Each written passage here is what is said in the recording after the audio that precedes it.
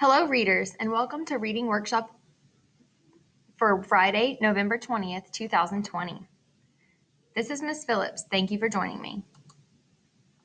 The materials you will need for today's lesson are your pencil, your reading journal, and your My Book. If you don't have these materials, go ahead and pause the video and collect them now. Then come back to continue.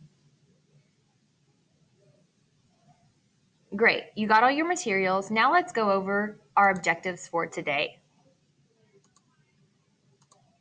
I will explain author's craft. We will recognize author's craft, including anecdote, hyperbole, and stereotype, and you will read and identify author's craft to find deeper understanding of the text. What is author's craft? Well, author's craft includes language and techniques writers use both to make their writing interesting and to communicate ideas. Sometimes techniques are called rhetorical devices. Authors of persuasive text use a number of rhetorical devices to strengthen the appeal of their argument. We've been reading Potatoes on Rooftops, which is a persuasive text. We are going to use our knowledge of author's craft today to find the techniques that the author uses.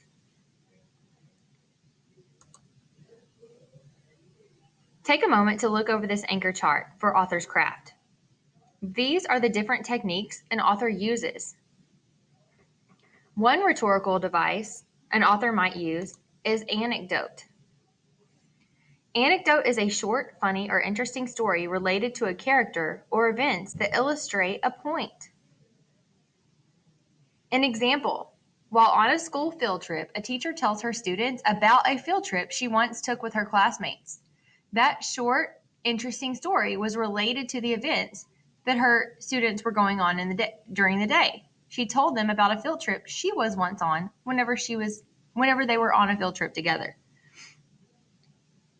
Another technique of an author's craft is hyperbole.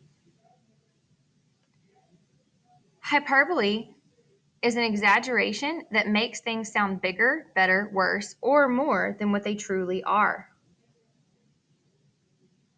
An example, an author might write, "That's the best idea I've ever heard in my life." Does he really mean that that's the best idea he's ever heard in his entire life? Probably not. However, he wants to emphasize and exaggerate on the fact that the idea is so wonderful. So in this case, he says it's the best idea he's ever heard in his life. That is an example of an hyperbole. A third technique is stereotype. Stereotype is a widely believed, but often untrue, idea about a culture or a group of people.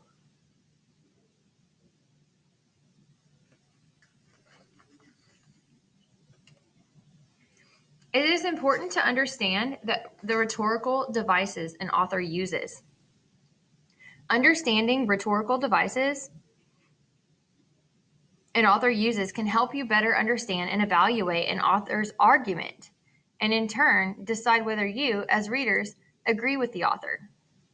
You will practice identifying rhetorical devices as you reread Potatoes on Rooftops. I want you to take some time and turn to page 314 in your My Book. Take some time to read pages 314 and 315. Pause the video to do this now. Okay, did you read it? Great. Now that you're back, I want to ask you to do something. I want you to take a moment and describe the images the author first asks readers to imagine. You can write down your notes in your reading journal. When I say go, do this. Go. Okay, now that you're back, let's see if you were close. The author describes a city neighborhood that's like a jungle. Growing lunch outside your classroom window. These are the images that the author is first asking readers to imagine. Let's see if you can answer these questions as well. How is the author using exaggeration to appeal to readers' emotions? If you need to refer back to the anchor chart, you can. Go ahead and answer this question in your reading journal. Okay, now that you've answered it, let's see if you got it right. The idea of a city neighborhood looking like a jungle or lunch growing outside a classroom window are exaggerations because they're not what you would really expect to see in a city. The author uses these exaggerations to grab readers' attention and to get them excited about the idea of urban gardens.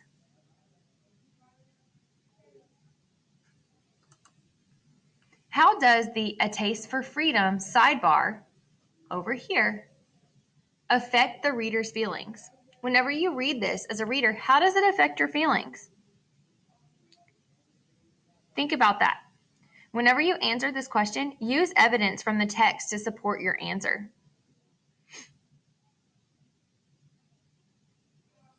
Okay, now that you've answered this question in your reading journal and you found the evidence to support your response, I want you to look closely and see if you got it right or pretty close. The image of Nelson Mandela creating a garden by digging into the rocky soil with his bare hands, as it is said here in the passage, is very vivid and powerful. It seems like the author wants to inspire readers to grow gardens. While you're reading and answering these questions, it's often a good idea to underline words and phrases that show the author tries to affect readers' feelings. So while you're reading, you always want to look for text evidence when answering questions. Underline words or phrases that show how the author tries to affect the reader's feelings in a persuasive piece. Remember, author's craft includes many different techniques that writers use to make their writing vivid and to get the reader's attention. Use your knowledge of author's craft and the anchor chart earlier in the video, as well as your notes from today, to complete the Know It, Show It page 100. Make sure that you complete the page 100 and then turn it into your teacher through Google Classroom how you're instructed. Have a great day.